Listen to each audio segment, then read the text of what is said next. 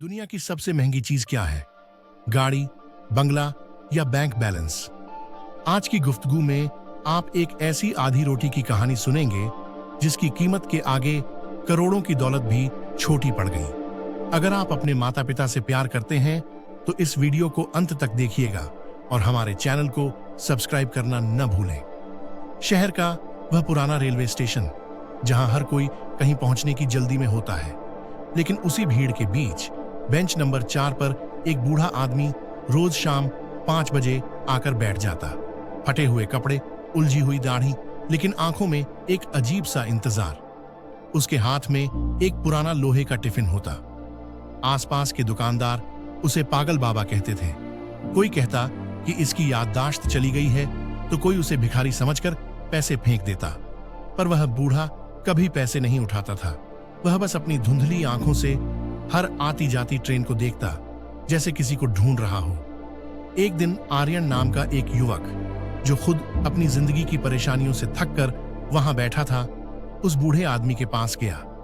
आर्यन ने देखा कि बाबा ने टिफिन खोला। उसमें सिर्फ एक सूखी आधी रोटी थी।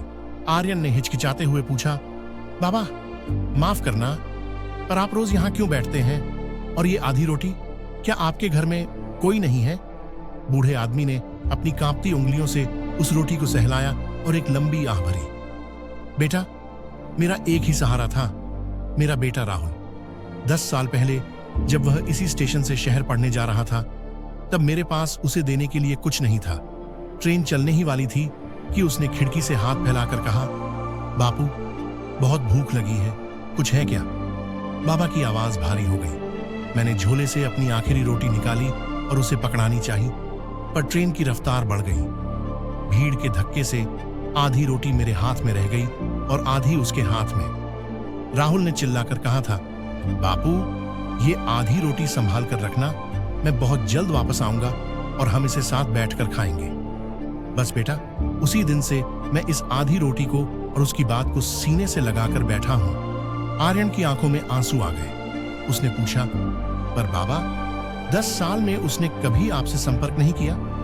बाबा ने एक फीकी मुस्कान के साथ कहा, सुना है वह शहर का बहुत बड़ा बिल्डर बन गया है। उसकी फोटो अखबारों में छपती है। लोग कहते हैं वह अब बदल गया है, पर एक बाप का दिल कैसे मान ले? मुझे आज भी लगता है कि जब वह थकेगा, जब उसे अपनी जड़ों की याद आएगी, वह वापस जरूर आएगा और उस दिन उसे भूख लगेगी। मैं नहीं चाहता कि मेरा बच्चा यहाँ आए और उसे उसका बाप और वह आधी रोटी न मिले।